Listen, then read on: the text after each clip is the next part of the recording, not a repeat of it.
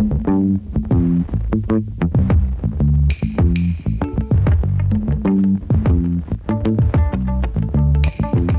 ladies and gentlemen, and welcome back to another episode of the GRCV Hoops podcast. My name is Gavin Campbell, and alongside me, once again, my good friend, Ricardo Vargas, and once again, it feels really good to be back this time. Absolutely, it's been a couple weeks, and we've been kind of busy. You know, college's semester's coming to a close, and there's midterms and a lot of stuff going on right now. But we're happy to be back in the studio. That is true.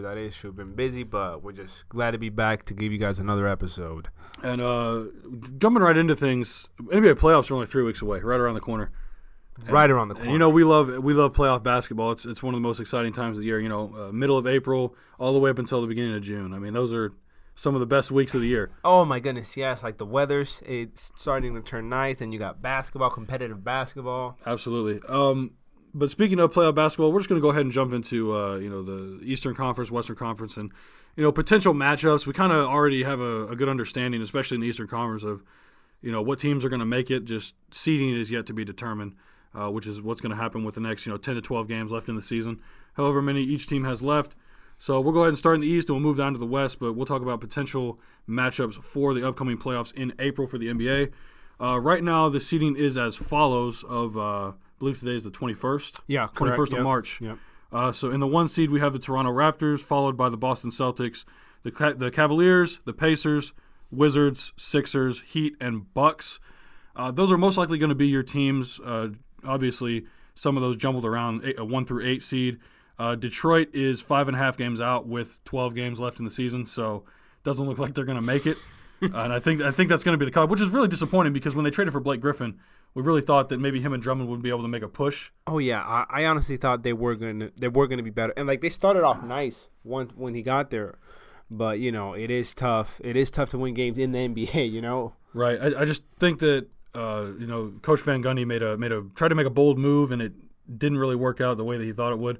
Either way, I mean, they brought in a superstar. They're filling the seats. They're getting money. They want those ticket sales, which is true. If you're not going to make the playoffs, you got to make as much money as possible. Try to rebuild for the following season. Exactly, and as a fan, it's cool to see like a guy like Blake Griffin when you go to a game. It's nice. Absolutely, and he did say, in one of the interviews before he put on the Pistons uniform, he said, I just want to play for somebody that wants me. Well, the Pistons wanted him, especially Van Gundy. That's why they are willing to give up so much for him.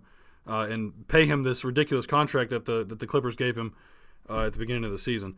And you have to think how much Jerry West had to do with the movement of Griffin. We know that he wasn't the biggest fan of Blake when he was there, and how badly he wanted him gone. The Pistons seemed like the only suitor at the time willing to trade for him, and he got him out the door. Yeah, no, like I think it was a trade that it worked well for both teams, if I'm being honest. Yeah, we'll have to see what the Pistons are able to do with their cap situation in the offseason. And this was a team that I thought could make the playoffs, but I think at the beginning of the year, I think I had them out. But at one point, I think after the first 15 games, they were in the top 4, which is really crazy to see how far that they've fallen off. But I want to ask you, out of the 8 teams that we have here, obviously we're not going to have a Toronto Raptors and Indiana Pacers first-round series unless something crazy happens. But what matchup are you most likely looking forward to that could possibly happen in the next few weeks? To be honest, I'm gonna be excited for the first rounds for the Boston Celtics and for the Cleveland Cavaliers because I want to see who Cleveland will play and how are they gonna play against the team, because the teams that are gonna make the playoffs in the East, they're all great teams. Like I would be scared of Milwaukee, Giannis, like the way Giannis has been playing. Philly. Ben Simmons, Joel Embiid, that would be a great series. Yeah, I think any one of these teams, especially if you're in the top 4, even if you have home court advantage, that's the one team you don't want to see in the first round is Philadelphia. Mostly because I think the unknown factor. In the playoffs, we know there's no back-to-back games, which means Joel Embiid is going to be able to play every single night.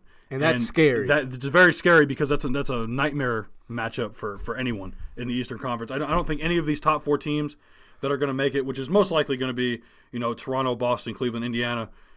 They don't have a big man that can compete with Joel. I mean, he's the best big man in these playoffs teams, I think. Absolutely. Healthy. Arguably the best big man in basketball other than Anthony Davis, DeMarcus Cousins, I think. Very arguable, But yes. absolutely a top 3 talent at that position. The way he's able to space the floor at 7'1", 7'2" is incredible. Not to mention that, you know, having a facilitator like Ben Simmons being 7 feet tall. I mean, insane. he had a 15 assist game earlier in the season with 0 turnovers. That hasn't been done since Magic Johnson. I mean, just to put things into perspective, and this guy is still a rookie. Granted, people like to put an asterisk next to that because more or less a red shirt rookie, if you will, because Right. he got last year to, you know, travel with the team, train with the team, learn, really just kind of soak in the NBA action, and just watch. You know, Exactly. There's a lot of things that you can learn just by watching NBA basketball. There's just being a fan, you know. Just being a fan, and he's so close to the team every night, the practice and everything. But something interesting that could happen is if Markelle Fultz comes back, and how that would affect the team, because he is a start. He is a talent. We've seen what he did in college and whatnot, and I'm looking at some videos about him. He's improving on his shot. He's working hard to get back into the game, and honestly, if Philly gets him back for the playoffs, and if they put him in there and they can make it work, that's scary. Even if his minutes are restricted, because I'm sure that they would be coming off that shoulder injury or really whatever was wrong. I think it's still – I don't think it's 100% clear on what was actually wrong with Markelle when he went out. It was weird. But I do agree with you that could be a possible X factor next to, obviously, you know, the twin towers of Ben Simmons and Joel Embiid. Not to mention, you know, they have some veterans on that team now. Amir Johnson's been to the playoffs with the Raptors before. J.J. Redick with the Clippers. Robert Covington, a great role player. And he is, honestly, Robert Covington, I'm pretty sure I've talked about him before on the show. He is probably the perfect definition of a role player. He plays great defense. He gets back in transition, is always open for the three, and he's shooting it very well, almost 40% this year from the three-point line. Oh, no, yeah, and you need guys like that on your team. I was listening to this podcast, and Shane Batty was saying, like, not everybody's going to be the captain on the team. You know, you got to learn your role and be able to play it, and that's a perfect example, Robert Covington. Exactly, and when you're that kind of player that is able to accept that kind of role and really be comfortable in your position for the team, knowing what you need to do and what the team needs out of you is really the only way to go about it. Because if you're going to be a role player, but you think, you know, and I hate to use this as an example, but I mean Isaiah Thomas, you know, if you think that you're a superstar, but really your best fit is six man, you know, scoring off the bench, you know, getting your team, you know, being able to keep your team in the game when the starters are out. You know, if you can be that spark plug for everyone else, be kind of a motivational team leader, but for the second unit. Kind of like what Dwayne Wade did for the Cavaliers the first half of the season. I thought he did a really good job before he went back to Miami. When you can fill your role like that, it's easier on the team, and you're able to win more games when everything's, you know, flowing and comfortable. Oh, no, exactly. You hit it right on the money and use a perfect example with Isaiah Thomas. Like, if you know your role and then you accept it, like, that doesn't just help yourself as a player, it helps the team. And the goal of the team is to win games, and you got to be happy when that happens, no matter what. Exactly. The stats go second. Yeah, well, we've seen – I don't want to say we've seen it yet, but I thought that we might have seen him, you know, take a backseat to Lonzo Ball when he came back.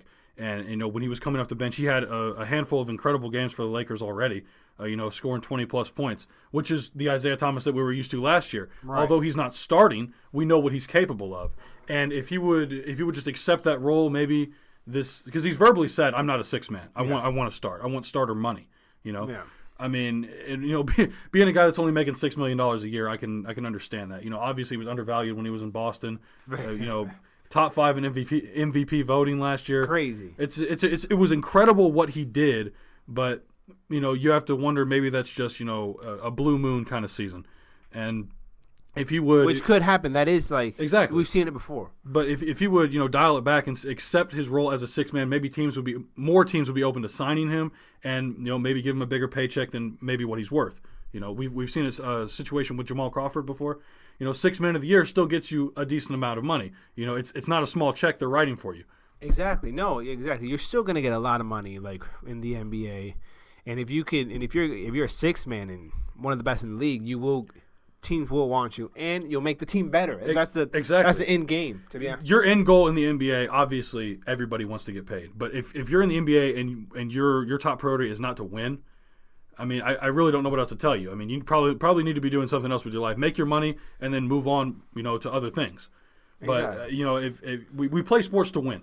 I mean, that's the bottom line. And there was an NFL coach, and I hate to use a football reference No talking worries. about basketball, but Herm Edwards, when he was head coach of the New York Jets, there was a very famous quote by him when he was giving a post-game interview. He said, "You play to win the game." I mean, you play to win the game, right? Honestly. Why else do you play sports, right?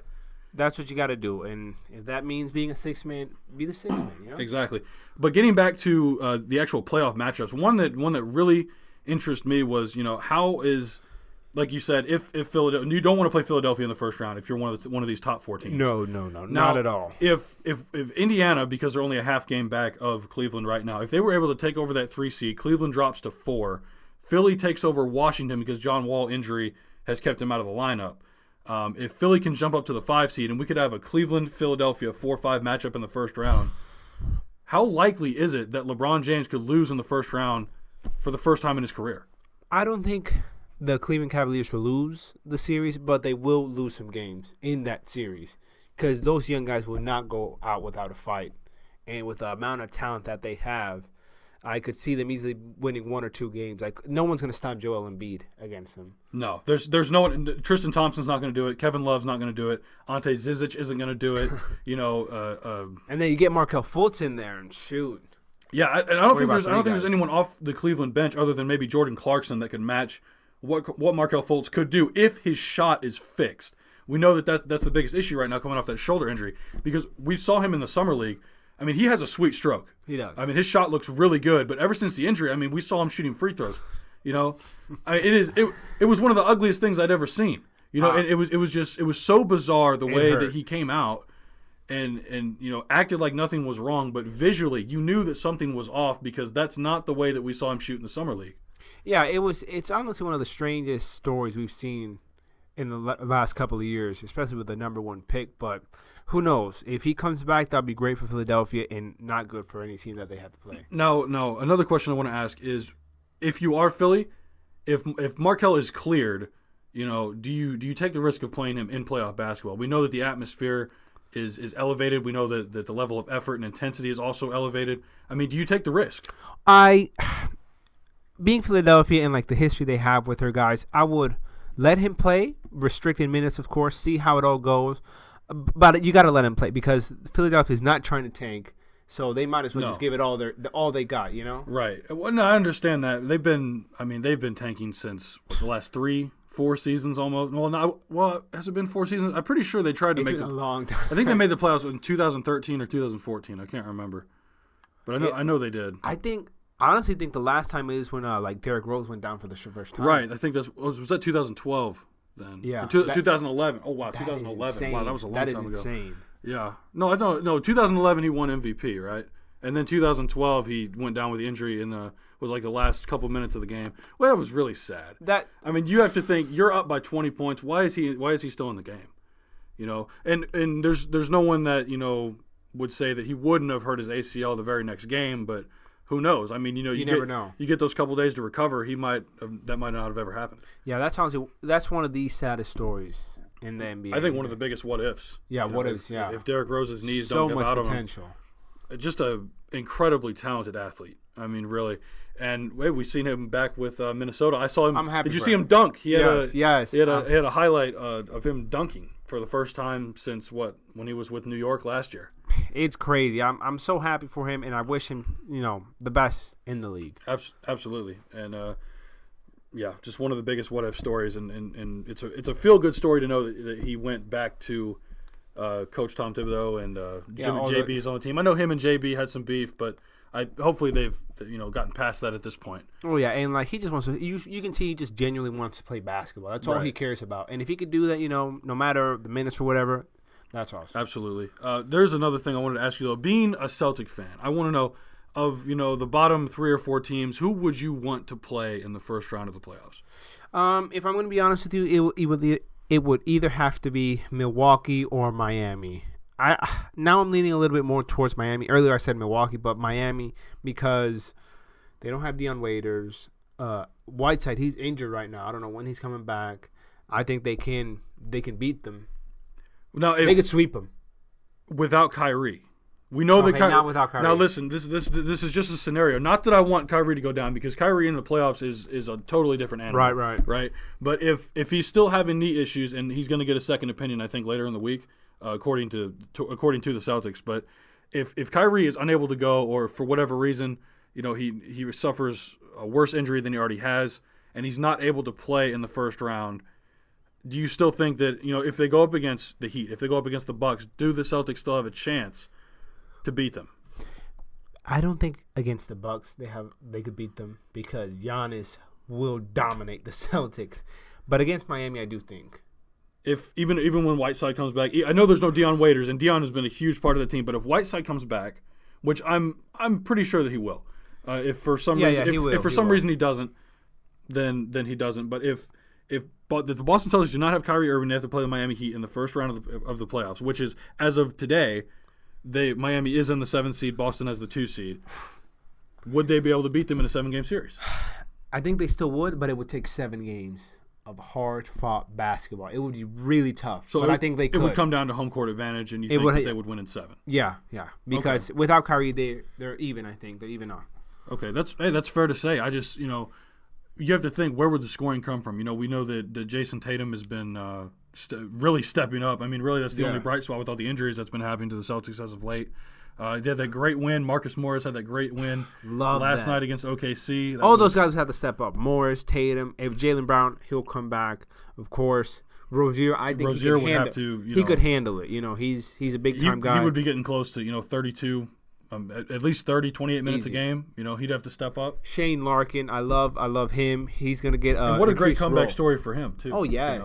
He's going overseas and coming back. Yeah, it was a backup point guard for New York and Brooklyn, Crazy. and now he's on a playoff team, one of the top 2 seeds in the Eastern Conference. With an important role. Absolutely. And then Greg Monroe. He's played decent. Yeah, I really thought that was a under the radar signing when the Celtics got him. Did they trade him to Phoenix, or did they let him go? They let him go. Okay, he got traded to Phoenix and then signed him off the waivers. Then that was one of the under the radar pickups, because Greg Monroe, I mean, he's a guy that you don't want as your second or third option, but if he's on your bench, I'd go ahead and take him. I mean, he's a good locker room guy, good fundamental guy. Yeah, he is, and he could get you that double. And I think that his footwork is really underrated, because when you watch him, I mean, he's really smooth around the basket, but just not one of those guys that can play in the high 20, low 30 minutes anymore. Yeah, no, for sure. I really miss the days of him and Drummond in Detroit. What could have been? That was like a great 1-2 combo. But now I guess we have Blake and which is a better Drummond combo. Now, so that's going to be really interesting to see next year, because unfortunately they're going to miss out on the playoffs this time around. And one last thing, that's crazy. Greg Monroe, he was with Milwaukee, and he was pretty good with them. Absolutely. But I don't know what happened. Now, how interesting is that going to be? Because we know he was in Milwaukee for 3 seasons, something like that. If the Celtics and Bucks have to go up against each other, I mean, how are the Bucks going to feel that they let him go? He could have a big night against the Bucks. He could. You have to think. Maybe that's a little under the radar motivation for him. Who knows? You could be the star of that series. You never know. With Brad Stevens, the way he coaches. Really, it's with NBA playoff basketball, you never know what's going to happen. And I'm just really excited. I'm excited for the East and the Western. Absolutely, and we usually are more excited for the Western Conference, because there's just the talent level really is just so much higher than in the East. But I think this year we can get at least a couple really good first round series out of the East. In the East, I honestly 3 teams could go to the finals. One of 3 teams could go to the final. That's Toronto, Boston, or Cleveland. Yeah, absolutely, and that's what I think makes the East so interesting. Is I don't think Cleveland's a lock anymore. They're not. They're not a lock. None of these teams are a lock. Absolutely not. I think Toronto and Boston absolutely have a shot. I think if Boston doesn't have Kyrie, I think that their chances are done. Yeah. But as long as Kyrie's playing, I think that they have a shot. Toronto, people keep writing them off, saying once come the playoffs, DeMar, Lowry, JV. I'm one of them. I know. Well, and you know what? Everyone has reason to believe that they're not going to perform like the regular season. The regular season is different than the playoffs. It's been like that the past couple years. But I think that they're going to learn from their mistakes. They finally have a full year with Serge Ibaka. They have the best scoring bench in the entire NBA. And I think if they don't change their system come playoff time, and Coach Casey has come out and said who's likely going to win Coach of the Year, because I think the Raps are going to get 60 games. Yeah, which first time in franchise history. Which is special. Absolutely insane. It's been 23 seasons. I mean, wow, it's been 23 seasons and we haven't scored, we haven't gotten 60 games. That's a huge accomplishment. I'm proud just as a fan. Yeah, I know. I mean, it's great, to get the 1 seed in the Eastern Conference for the first time. It's a lot of things I think are coming together. I just think that it's shaping up to be Toronto's final to lose. We understand what I mean? I know, I understand you perfectly. I think everything is laid out. The entire Eastern Conference is going to go through Toronto, unless they choke it away like they have before. I hope it doesn't come down to that. Which I don't think. I think these playoffs will be different for Toronto. I hope it doesn't come down to that. And what I'm really looking forward to is if Cleveland can hang on to that 3 seed, I would really like to see Boston and Cleveland in the second round in the Eastern Conference semifinals. That would be great because you have that matchup going on, and then hopefully the way I see it, if Philly can somehow get to that 5 seed and have an Indiana and then Philadelphia first round matchup, that would be really great to see Victor Oladipo in the playoffs. Obviously he was in the playoffs with OKC and Russell Westbrook, but this year is different. This is a different Victor this year. This is his team, and. Well, these 3 teams that we're talking about, they will have to fight against these other teams. It's not like they're going to go to the finals easy. No, they're not going to be sweeping anybody. No, they're not. They're not pushovers. I think really the only opportunity someone has to sweep is maybe Toronto, Boston, Cleveland go up against either Miami or and I hate to say it, Washington. If John Wall comes back and he's not right, I just don't think Washington has enough. I mean, Bradley Beal might get you 1 game scoring 40, 50 points. I just don't think they have enough. I just don't think they have enough to make it out. And right now, don't. And it sucks for them. Right, because we've been seeing the Wizards when they played the Celtics the past couple years. They've had some really good series. The Wizards have been competitive. They made it to the second round. They've never been able to get to the conference finals. And I'm not sure if it's a combination of Bradley and Beal and John Wall that's not enough. If Marcin Gortat isn't the big man that you need to get the job done. Otto Porter's really he's come into his own. He's gotten a lot better. But he just hasn't been able to get them over the hump yet. Maybe they can prove me wrong and everyone else wrong this time around, but I just don't see it happening. No, and I agree with you. Like John Wall, they do need him to win a series. But I all respect to Bradley Beal, underrated guy in my opinion, because he's improved a lot this season. And Otto Porter as well, just like you said, great player too, role player, but not quite like a superstar, not quite a star. And they don't have enough. But he's a great third option for that team. Great third option. If Otto Porter Jr. is your third option, you're in good shape. Yeah, he does a little bit of everything. And I like him. This is one thing I need to say about the Wizards is everyone that said or is still saying that the Wizards are better without John Wall. Oh no! Shut up! Stop, please! Please stop. That is the most absurd thing I've ever heard in my life. John Wall is a superstar. Okay? One of the best in the league. And just because Bradley Beal is able to shine without him, he's doing his job. He needs to step up. Okay, when you lose a superstar player, you need your team to be elevated and say, okay, we don't have our guy. We need to, we need to play better. And everyone's saying, well, the ball movement's better. They're averaging more assists per game. It's like, well, what do you do when you have a superstar? The ball is in their hands. Yeah. Okay, John Wall's still averaging 10 assists this season. It's not like he's selfish. I'm tired of hearing that. Oh, he is not selfish. I know. I'm tired of hearing that. It's like, well, John Wall is, he's just all about John Wall.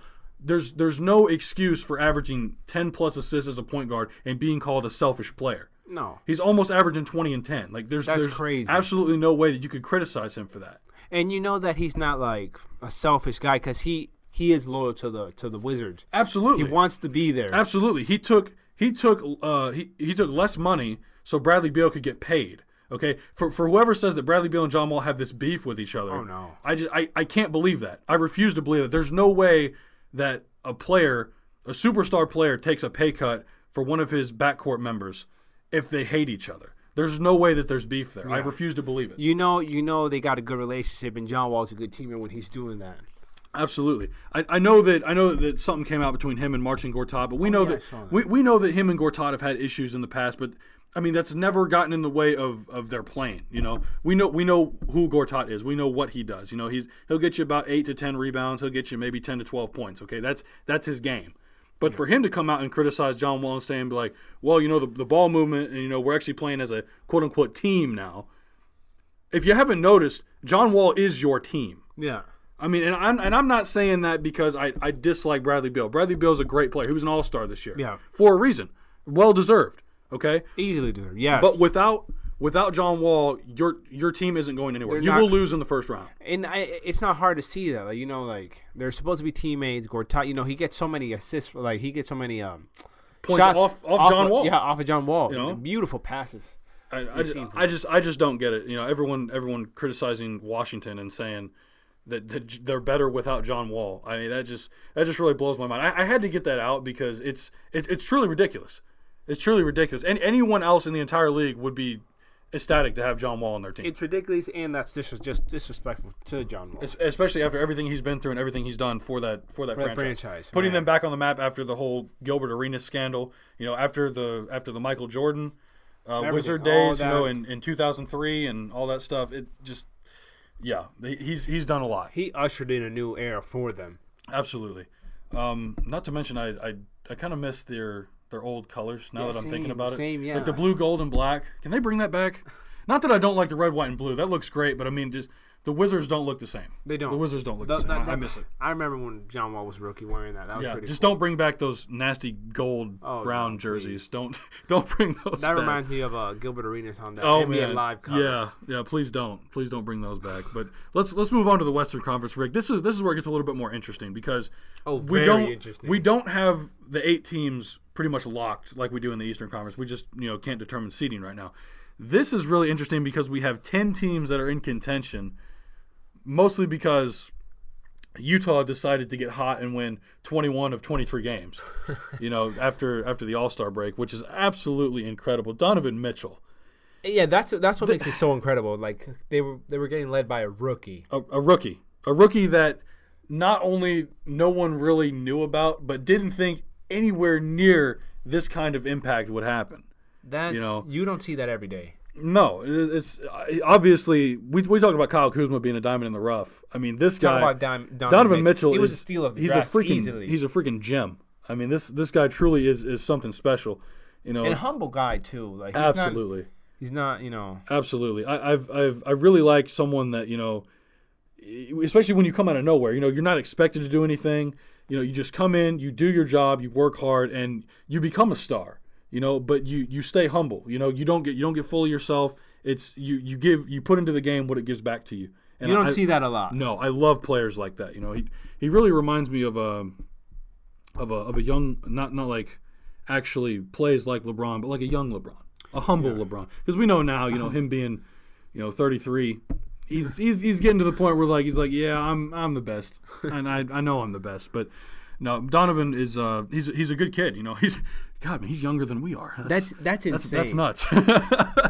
I never thought I'd see the day where NBA player was younger than I am. Man, Jason Tatum. Him as well. That's crazy to think about. But Utah is, speaking of the Jazz, they're in the 8th seed as of right now. They were in the 10-11 seed a few weeks ago up until they went on this crazy run. But not only that, if they were to keep the 8th seed right now, I want to ask you, how much of a problem do you think that they give the Houston Rockets in round 1? Because Houston's pretty sure going to come away with the 1 seed with all the injuries that Golden State's going through right now. They will give them some problems. And it's just Donovan Mitchell will win them a game against the Houston Rockets. One. I think at least one. Because, Rudy Gobert. That's another thing that I have to say. Their defense, when Rudy Gobert, since he's come back, has to me, I know statistically hasn't been number 1, but it has to be one of the best defenses I've seen this season. Just in that 23-game stretch, it's been truly incredible to watch. Rudy Gobert, Defensive Player of the Year. Oh, he should have won it last year. I think he's going to get it this year. He deserves it. Absolutely. He makes that team much better, and they have Ricky Rubio. This season, he's become a much better player. And, of course, with Donovan Mitchell, they just have these pieces that they can't give them some trouble. They play rough. I like them. I think it's nice to see Ricky Rubio finally find a system that works for him. Because we know that he's not really a shooter. He's never been one to shoot the basketball. But him in that Utah system, Coach Snyder's really done a good job implementing him into it. Being able to run those pick and rolls. And another player that the Jazz acquired, Jay Crowder from the Cavs, on the trade deadline. I like Crowder on the Jazz more than I liked him in Boston. Oh, what? I mean, The way that he plays defense there, I mean, he just looks so rejuvenated. You know, I think when he was in Cleveland, it really went through a slump. You know, he wasn't really having fun. Oh, it was terrible. But now, you know, he's playing with a young guy like Donovan Mitchell. He's playing with a defensive anchor like Rudy Gobert. Derek Favors has been stepping up. Finally, I've been seeing Derek Favors, you know, actually play with some passion. I mean, ever since they got him for the past, he's been in the league 6-7 years. I mean, ever since they got him, I have been waiting for him to, you know, just show some emotion. Like he wants to play basketball. Like he's not just there to collect a paycheck. I'm finally seeing it. Yeah, no, and I agree with you. And, like, that's crazy. Jay Crowder, speaking of Jay Crowder, man, I just miss him in Boston, man. You know, I think, but I'm happy you guys for could. him. I'm happy for him. You guys could really use him at this point with all the injuries as well. Yeah. I mean, it's because he can't shoot. I mean, Boston, Golden State, Cleveland. I mean, there's been a lot of teams this season with 4 or 5 plus injuries, all at the same time. I mean, we just want these teams to be healthy for the playoffs. You know, it makes it just much more exciting. But then again, that's what makes it like so much interesting too. These injuries, like exactly, it changes a lot of things. Exactly, and teams that you might not think have a chance. You know, if the injury bug bites a couple more people, they can sneak in there. You know, when opportunity knocks, you open that door. You know, teams don't look back, and they don't care if you're injured or not. They just trying to win. They want it just as much as you do, and anything that gives them an advantage, they're willing to exploit it. That's NBA basketball. Yeah, it would be crazy to become an NBA player because like that level of competitiveness all the time, it's just crazy. I mean, and speaking of injuries, I mean, we know that Utah was missing Rudy Gobert. He's back now. They're in the 8th seed. Minnesota has dropped all the way down to the 7th seed without Jimmy Butler. He's going to come back in a few weeks. That changes things. What happens? You know, I mean, if Minnesota stay and holds on to one of those playoff spots, I mean, if you have a first-round series of Minnesota and Golden State, you know, with Jimmy coming back, you know, speculation of Curry's not going to be 100%, Clay's not going to be 100%. Maybe Draymond or Kevin Durant's not going to be 100%. What does that mean for a first-round series? You know, does it go 6-7 games? Could the Timberwolves possibly get an upset?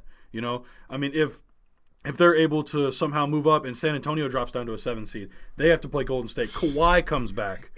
That's what makes it so fun. I mean, we really don't know what's going to happen. I mean, OKC, after losing to Boston, I mean, that was a tough loss. I mean, Melo missed a couple late-game free throws. Russ took a really bad three-pointer with about a minute left. He missed a free throw. Marcus Morris hit a ridiculous three-pointer.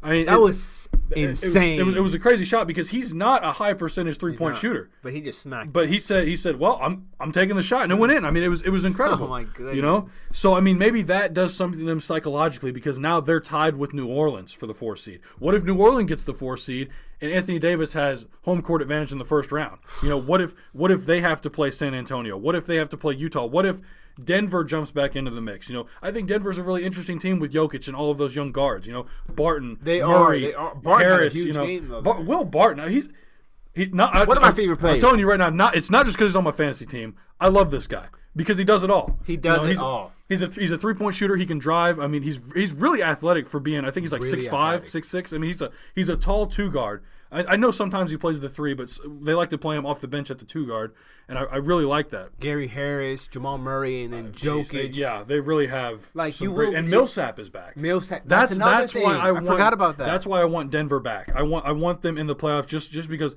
Paul Millsap's experience with Atlanta and then playing so many series against LeBron, you know, Boston, Toronto, these teams. That experience, it helps. I really.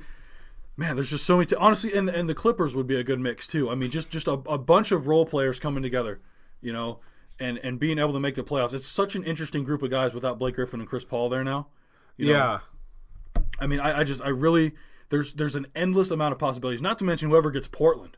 Portland's hot right now. Damian Lillard has been the MVP since the All-Star break. Portland has been hot like a pistol. Not to mention his backcourt mate C.J. McCollum. Oh my goodness! Whoever's playing Portland, both of these guys are able to score 30 in the same game. How do you stop somebody when their two guards can score 60 points in 3 quarters? And then if you got Aminu, Nurkic stepping up. Oh, not to mention their rookie Zach Collins. He's been playing really nice. well. Yes, that kid out of Gonzaga. I tell you what, he is. I'm telling you, I watched him in the tournament, and he has been. I said that he was going to go. I thought that he would have been a lottery pick, and I think he might have been. I think he might have been taken 13th. I can't remember. It was something like that. But I said this guy's going to be a lottery pick, and he's going to be really damn good. Just wait. And he finally. is coming out as his 3-point percentage is a lot lower than I thought it would be, but it's there's it's a reasonable. transition from college ball to NBA. Maybe next season that'll come up a little bit, but if you hit him in the corner, he'll make it. I don't know if it'd be 50% of the time, but it's up there. It is. You have to have guys like that to where Dame and CJ don't have to put the entire load on their back. And which yeah, exactly, just how you said, but they can do it. They can, especially Lillard. Which is the scary thing. You don't want to, if they're in the 3 seed right now, you don't want to be San Antonio. You don't want to be New Orleans. You don't want to be Minnesota. You don't want to play Portland, especially when they have home court advantage. Oh my goodness. Portland at home is a dangerous team. Just having to worry about Lillard and McCollum and these other guys, these role players, it's tough. I mean, we saw them last night with Houston. That when they came into their building, it was a very close game. I think they only lost by 4 or 5 points. It was a very close game. Harden and Lillard battled it out to the very end. Harden likely going to win MVP. Finally said, you know what? This is my game. Hit back-to-back threes, put it out of reach. But up until that point, I mean, it was a really close game. It was going back and forth. It was a nail-biter. Nurkic had a big game. He had like 21 points. Absolutely. Nurkic a big part. And that's, I think, is going to be really interesting is how they utilize him. Because when they got him last year, that was a potential problem that they had playing Golden State. Golden State didn't know what to do with Nurkic. If he was healthy, who knows? Portland might have gotten a couple more games, might have pushed it to 7, could have even won. I mean, we don't know. Same thing goes with San Antonio when Kawhi Leonard got hurt last year when Zaza Pachulia blatantly took him out, and I still cannot believe he was not suspended for that. He's a dirty player. He's a dirty player. And you saw what he did with Westbrook. And they still didn't suspend him for it. Westbrook even he came out and said yes, he go look at the tape. Go look at the tape. And the tape doesn't lie. You gotta hate the tape doesn't lie. That's what really gets me is that Golden State doesn't need him. They only have him to really hurt the other team. To hurt people. They have him to cheat, and I don't like that at all. I mean, what gets me is he's blatantly doing it. He's not like a Ben Wallace. He's not like a Charles Oakley or a Charles Barkley. He's not doing it to be an enforcer. He's doing it to be a dirty player. And with evil intention. Exactly. I don't like guys like that. And I don't want to say that he reminds me of Draymond Green, but Draymond Green to me, I just and it's not that I don't hate him because he's talented. He's one of the most versatile players in the entire league. What I don't like is that he kicks people in the nuts, first of all. But after that, I mean, it's just he's such a hothead that you really can't control your emotions. You really let that get in the way of your team's success. I mean, he has been ejected more times in the past 3 years than I've seen anybody else. And it just really, I could be wrong, but I don't think I am. No. And it's really ridiculous. It's like when we talk about being humble, go back to Donovan Mitchell. Yeah. Just humble yourself. Humble yourself. Humble yourself. You're already on the Warriors. You're making millions of dollars. Exactly. You've got what, 2 championships now. Come on. It's like there's no reason to act that way. Absolutely no reason to act that way. He's an adult. They're adults. Playing basketball for a living. You would think. You know what I mean? You would think making millions of dollars putting a ball in a cup would be, enough to anyway. But yeah, I can't stand that. But I'm just gonna say this right now. Going back to Portland, I wouldn't want to play them in the first round either. No, I wouldn't. And like looking at it right now, it's crazy at the 5, 6, and 7 seed right now. Like all 3 of them have like their star player injured. Absolutely. Cousins. So anything can happen. Utah right now only a game behind all those teams. If one of them loses, Utah wins, they jump up. It's going to be really interesting to see in these next 3 weeks, and then how the season comes to a close, how all this seeding is going to determine who plays who, and we have guys coming back, how much injuries are going to take part in this. If guys come back, if they don't, I'm telling you, Jimmy Butler and Kawhi Leonard are probably my 2 biggest question marks right now. Oh yeah, because they are game changers, especially Kawhi Leonard. Absolutely. If Kawhi comes back and he is healthy. You have to be scared with the Spurs. You have to see an upset in the first round. The way Aldridge has been playing these last few games, he's been averaging like 30 points, I think. And it's the Spurs. You can't count the Spurs out. And if they have Kawhi Leonard, they are going to make a deep run. Absolutely. They could, if Kawhi Leonard comes back and plays good, they could go to the Western Conference Finals. Right. I mean, you just look at these and you see the potential, first round series in the West. I mean, I don't think that there's one. Like if the playoffs started today, there's not one matchup that I'm not interested in. Because I mean, you have Houston, Utah. You have one of the best offenses versus one of the best defenses. You have James Harden versus an up-and-coming rookie star. I want to see that game. That'd be fun. Right? Then you have Golden State versus Minnesota. Jimmy Butler's coming back. That would be an amazing Golden series. State is coming off these injuries. Towns. It's going to be great. Finally get to see Towns and Wiggins in the playoffs. And then you got Portland versus San Antonio. Kawhi Leonard comes back. Dame and CJ are on fire. That's a great series. And then you've got Oklahoma City, who's starting to struggle a little bit. You got Anthony Davis, who's playing out of his mind. Some of the best basketball of his career. Finally getting back to the playoffs for the first time in 3 years. Oh, my God. I mean, there's so much going on in the West right now. I mean, this is why you pay your cable bill, is to watch these games. That'd be just... It's crazy. It's crazy the amount of talent that's in the West and how good these playoffs are going to be. And think about that. Those are the 4 first-round series, and then you got a team like Denver and a team like the LA Clippers that aren't even going to make it. I mean, they're going to win 40. They're going to win like 47, 48 games, and they're not going to get in. Well, actually, I'm looking at the Clippers right now. They might not win that many, but Denver, I wouldn't be surprised if they won 48 games and didn't make it. Yeah. You know, I mean, the LA Clippers, you know, they're probably going to win 44, maybe 45 games. Right. But, I mean, they're not going to make it. Think about that. 45 wins doesn't get you a playoff spot in the West. That's saying something. 45 wins. 45 wins in the East right now. That would be – they give you the 3 seed in the Eastern Conference. That's how lopsided it is. That's ridiculous. That is absolutely ridiculous. If Cleveland was in the West right now, they wouldn't make the playoffs. No, when you think about that, that's just crazy. They wouldn't make the playoffs. I mean, that's all it is. Actually, well, I think Utah. Let me check real quick. No, Utah has 40, so I mean, I guess they would make it. But you know, teams like barely. I know teams like they would be the 8 seed. You Yeah. know? Teams like Philadelphia, Washington, they're not making it. Like, it's in crazy the, to in the see like Western Conference. LeBron James as an 8 seed. I mean, that is just absolutely crazy to think about. I would like to see him go to the West to see how he would do. Well, speaking of that, I mean, he's got. I mean, we know that he has options of. I think they narrowed it down to 4 teams. He either stays in Cleveland, he's going to go to Philly. He's going to go to Los Angeles Lakers, or he's going to go to Houston. Now, two of those. Listen, 2 of those 4 teams are in the Western Conference. Even if he goes to Houston, they would have to get rid of Ryan Anderson, Trevor Ariza, all their really good role players.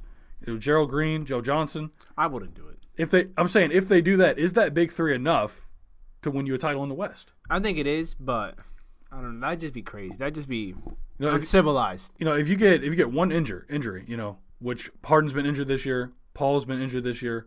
LeBron obviously. Knock on wood, LeBron's not been injured yet, but God forbid something happen. Paul and LeBron, they're older. They're exactly not like 21. I mean, in December of next year, LeBron's going to be 34. So you have to think that he's starting to reach the point where Michael Jordan did when he went on his second three-peat. He's probably got 2 or 3 seasons left. What all can you do? How much more can you put your body through before you finally realize, okay, I need to take a back seat to somebody else? No, I hear you, and it's crazy. It's crazy. I mean, of those 4 teams, though, where would you want him to go? I mean, if you got Houston, Philly, Lakers, or Cleveland, where would you want him to go? I would want him to stay in Cleveland, but it would be interesting to see him. Even if they don't improve the roster. Yeah, even if they don't. Really? Because it would just seem right. I can't picture him in another uniform. I mean, that's fair to say, but I mean, what does that do for his legacy? I mean, if he stays in Cleveland, which I do, I also agree with you that it's the best thing. It's in the best interest of LeBron if he stays in Cleveland. If he does that and doesn't win another title, is his legacy solidified? Yes. Really? Yes. And if he keeps putting up these stats and becomes like number 1 in scoring, he'll be the best ever.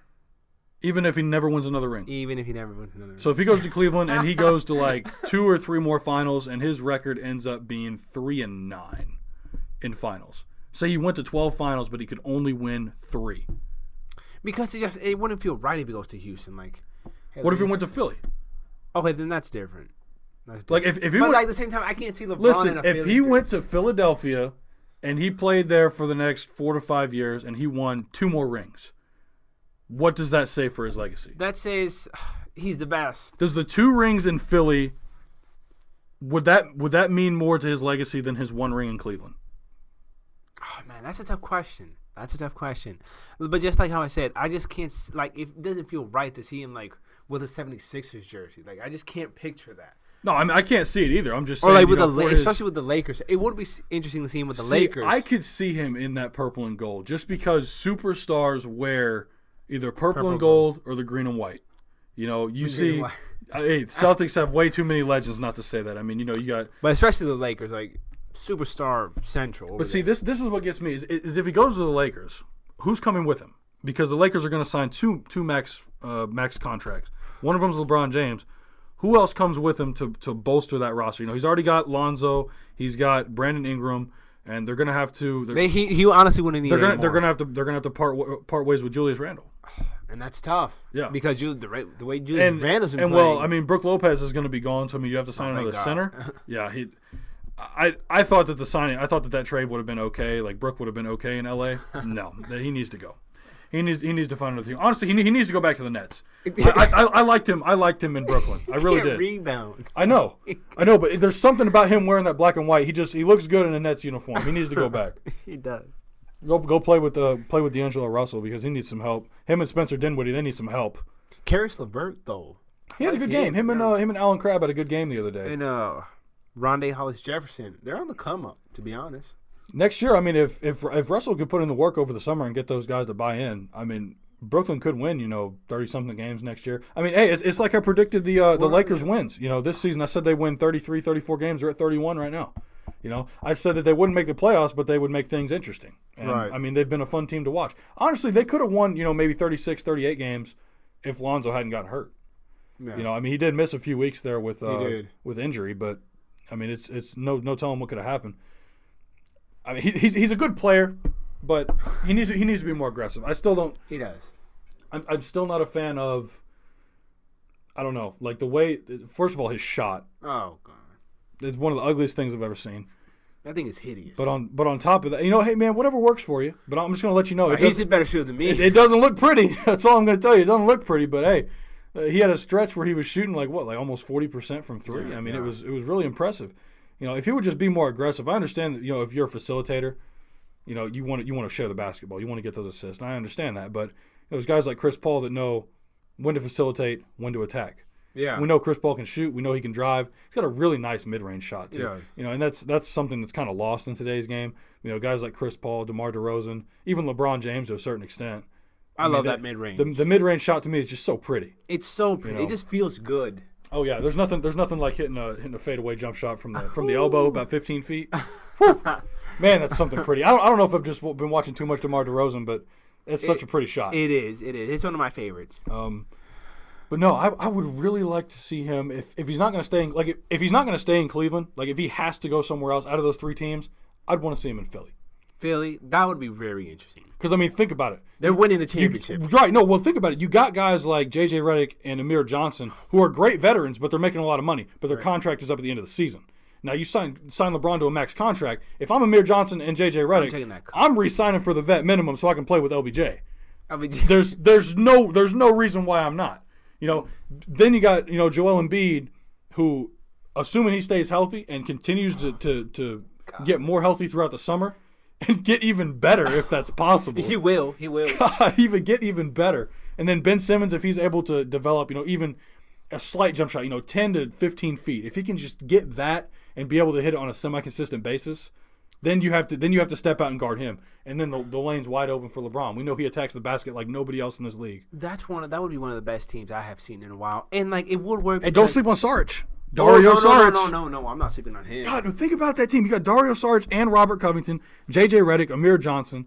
You got even Rashard Holmes. I mean, as a 9th or 10th man, he's coming into his own. Then you got LeBron, Ben Simmons, Joel Embiid. Oh my goodness, Fultz and Fultz. Oh my gosh, man, what a team that would be. And I think it would work because LeBron would be the leader, but he would let the young guys do their thing as well. Could you imagine? Could you imagine a lineup of Ben Simmons, Markelle Fultz, LeBron James, Joel Embiid, Dario Saric, and then your bench is Robert Covington, J.J. Redick, Amir Johnson, Rashard Holmes? Stop. That's. I'm just saying, man. That is an incredible team. That's an incredible lineup. That would be so much fun to watch, especially because Ben Simmons and LeBron are so alike with their games. Both of them throwing lobs. Simmons is one of the smartest players, I think, and even him only being 20, 21 years old, he is just so smart in the way that he facilitates the basketball, the way that he's able to read the floor, read the defense, and being able to find the open man or fake the pass and then get the easy layup or dunk.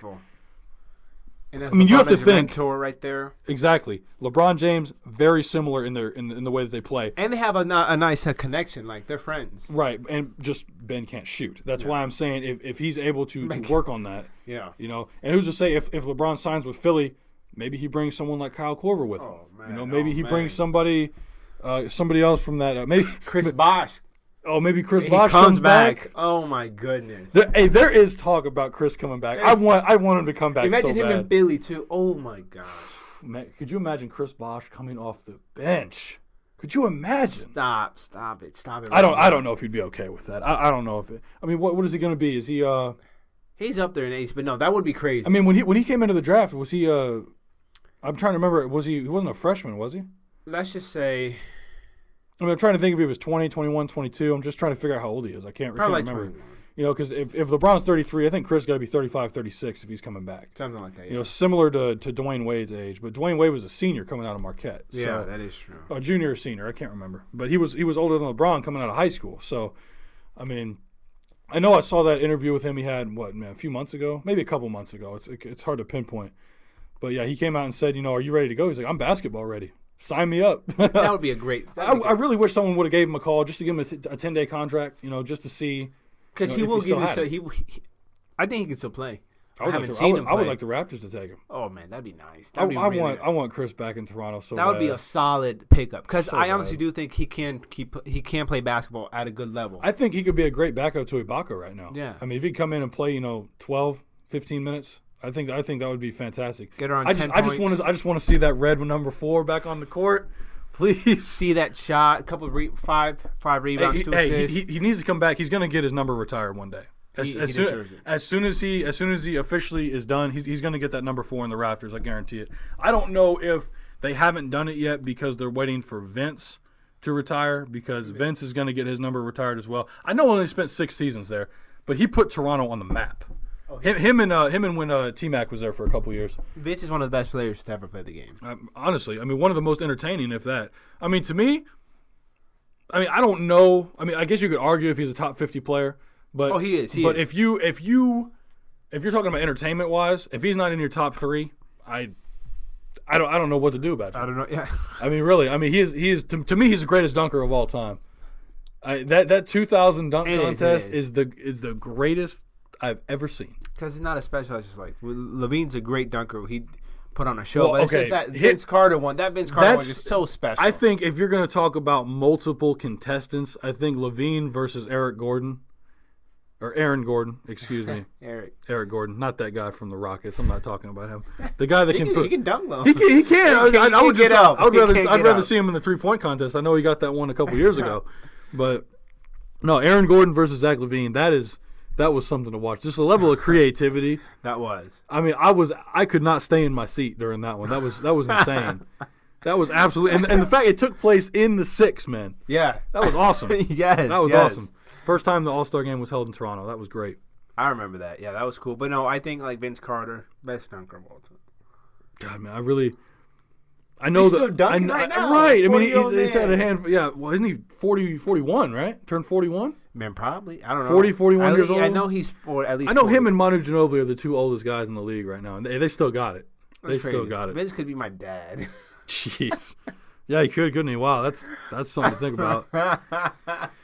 Man, I tell you what. Bald man. I tell you what. I want to see. I know the Raptors said that they're not trading for him this season. Earlier in the year, they said they didn't want a Vince Carter reunion this year. I wonder if they were hinting at we're just going to sign him in the summer. Because hey, if he's going to retire, sign that man to a 1-day contract. Let him retire as a Raptor. I ain't seen him in those nice jerseys. That'd be cool. I don't know why they don't bring back the throwback ones. I missed the purple and red, the black. Imagine him with that throwback one. God, man, those were so cool. And people still criticize and be like, "Oh, those jerseys are so ugly, man." I'm one like, of the best of all time. The big dinosaur on the front. That was awesome. That's a top 5 jersey of all time. It's got to be. I mean, I don't know how you don't like it. I mean, personally, I don't like the white ones very much, but the purple ones look really nice because the dinosaur was red. It was a good contrast. The purple was beautiful. And people make fun of that logo. I mean, I don't know what's cooler than a dinosaur dribbling a basketball. I mean, he's wearing sneakers. Like, that's so cool. It's creative. Like, come on now. I mean, I don't have anything against their current logo with like the claws on the basketball. I mean, that's cool. But there's nothing like a cartoon dinosaur dribbling a basketball wearing some sneakers. That's so unique. It is. That's like, it screams 90s, and that's why I wish they would have kept it. That would have been cool. But no, one of my favorite ones is actually the Boston Leprechaun. I like that guy. He's funny looking. I like that. You notice he's always winking at you. And he's got that little pipe. He's always winking at you. That's funny. Spinning the basketball on his finger. I think that's really unique, man. I like it. I like it. I don't know why it like reminds me of Larry Bird. Like I see that and I see Larry Bird. I feel like he would be doing something like that. Man, Larry was a king. Like, there's talk that they say Larry Bird was like the greatest trash talker of all time. I mean, I've seen stories, man. I've read articles. I mean, that guy had a mouth on him. imagine him just talking junk at you and just smacking the three. I remember seeing that video of him versus Dominique Wilkins. And it was like a game in March or something. It was the end of the season. Larry scored like 50-something points. That's and insane. He told Neek, he said, "Wait, I'm gonna do this. I'm gonna dribble behind my back. I'm gonna go to the left. You're gonna jump, and I'm still gonna make it in your face." And That's insane. He kept making predictions like that all game long, and he kept hitting it one right after another. What a guy! Like one of the best of all time. I wish I was alive when. Nothing was better than. And I tell you what, Rick, if there's this documentary on YouTube that I watched. It's about an hour and a half long. It's called A Courtship of Rivals, and it's a Magic Johnson Larry Bird rivalry documentary. I gotta watch one of the great and anyone one of else, the greatest rivalries. Yeah, absolutely. And anyone else out there, if you haven't seen A Courtship of Rivalries, Larry Bird, Magic Johnson, it's about an hour and a half. One of the greatest documentaries I've ever seen. I gotta check it out. I learned a lot too. You don't realize how good of friends, someone that you think you hate, one of your worst enemies, and obviously. Lakers and Celtics that built up. And going back to college, Indiana State versus Michigan State. I think that's one of those things that was meant to be, just destiny. But after, there's a part in that documentary where, the Magic Johnson and Larry Bird have been playing against each other for a while. And Larry Bird was over at his mother's house. He invited Magic over for dinner, right? He said, "Hey, my mom's cooking. Why don't you come in? We can sit down and have a chat." And he was working on his mother's driveway when Magic got there, and he was like, "Larry, what are you doing?" And he was like, "This is what I do on my downtime." They talk about sitting at the dinner table. Magic talks about Larry's family being real nice and stuff, and that they just talk all night long, and they really got to know each other. That's special. And I just never would have thought that. I never would have thought that between those guys. Right, exactly. And I don't think we have basketball like that anymore. We don't have true stories like that anymore. It's not the same. There's like rivalries right now, but it's nothing like. No, nothing like there was, especially like in the '90s. They're just like nice to each other. Oh my goodness, the Bad Boy Pistons. We'll never see that again. The Portland Jailblazers. Do you remember that team? Jeez, Rasheed Wallace, Zach Randolph, all those guys. That was bad. Damon Stoudemire, yeah, that was just bad news. But I think it was back in the early 2000s. I think before Rasheed went to Detroit, I believe.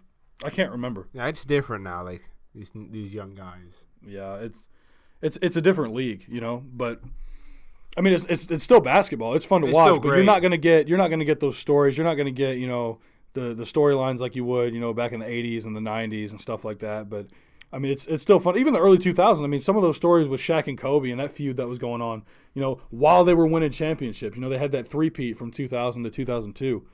That was just crazy stuff like that. It is, yeah. I'm not going to hear about that anymore. No, yeah, like it's crazy. It's crazy. Like the only big one right now is like that Kevin Durant and Russell Westbrook. It's not even that big anymore. No, and everyone tried to make it a big deal, and I even tried to make it a big deal. I mean, I talked it up because I didn't think that Durant's decision was. I say it wasn't justified, but it's not me. Yeah. I can't fathom being a guy that went to a team that beat me after I was up 3-1. Yeah, up 3-1 in a series. They come back and win 3 straight games, and then I'm gonna see what makes me think. What's interesting about that series? I think that Durant quit on purpose, especially those last 2 games. He could have, yeah, easily. And one last thing I'll say is, man, the last great trash talker the league had was Kevin Garnett. When he retired. My God, he's still a trash talker, man. He's still talking junk. He still goes to Boston games. He still goes to Celtics games. He's sitting in the crowd and he's talking all sorts of stuff. I cannot repeat on radio, but I can't imagine a guy, playing for 20 years, right? And being a trash talker ever since he got in the league. I mean, as a rookie, still talking. As a 19-year-old rookie, he was talking, but then. Major trash. Yeah, and then being the guy that I've been retired for 2 seasons now, and I'm still talking trash in the stands. I mean, this guy is just something. He was born to talk about people, and not only that. I mean, he backed it up. Well, yeah, KG backed it up. He was an animal. That is one guy you did not want to upset. Like that type of energy, man. The only guy I can like see that has that same type of energy is like Russell Westbrook, but see, and I don't think Russell Westbrook's motor can be matched. I think the passion and the heart that he has to play the game of basketball is unparalleled. But what gets me about Russell and what gets me, is his late game situations. Yeah. Okay, I love what he does for the first 3.5 quarters, but it shows you last night is a prime example when he was playing the Celtics. They were up by 3. There's a minute left. There's 10 seconds left on the shot clock. What does he do? He chucks up a 28-foot three-pointer when he's shooting less than 35% from 3 this season. Yeah, it's crazy. Take it to the hole, Russell. That's your game. I mean, he can get in. He can get in there. He can get to the lane just as good as anybody else. I mean, he's with the likes of LeBron and Kyrie, but he chose to take a three-pointer. That's what I don't understand, especially when you got guys like Paul George. And, Melo can still sometimes hit a shot, but, he'd miss those 2 free throws. Really, if Melo hits even 1 free throw, the game's done. He missed 2 clutch free throws, and this is a guy that shoots well over 80% for his career. Melo just retired. Just retire. He might after this year. If he goes anywhere, even if he re-signs with OKC, I really don't know what he's going to do. Yeah. It's just really sad to see. He's probably not going to end up with a ring. Going to be another one. He's going to join the likes of those great players that haven't won a ring. Karl Malone, John Stockton, Charles Barkley, and then it's going to be Melo. It's really sad. Sean Kemp, Gary Payton. If Chris Paul doesn't win it this year, and they don't get LeBron next year, Chris Paul might have to join that list. Yeah, which is really sad. And it's possible because Golden State still is Golden State. But it is what it is. Yeah, it's going to be tough to see how Golden State reacts. With all their injuries that they have right now. But I'm just really looking forward to these playoffs and really just, next week, because when we come back next week, the seedings are going to change all over again. See, it's all going to be whole different. It's going to be really crazy to see how this all plays out within the next few weeks, and when everything's finally set in stone, what we can predict, what we can talk about, it's going to be a lot of fun. Oh yeah, for sure. But we've had a lot of fun making this episode, and we really hope you guys enjoy. Any thoughts and comments, please leave us a comment, leave us a review, Follow us on social media. Most definitely, yeah. Just remember to tell a friend to tell a friend to tell a friend about it. And just keep spreading the word. We really like doing this for you guys, and we've noticed that we've gotten a few more followers in the recent days. So yeah, we're just gonna keep doing this for you guys, and hopefully you tune in and just keep having fun together. Absolutely, and that's gonna do it for us. We'll see you next week. Take care.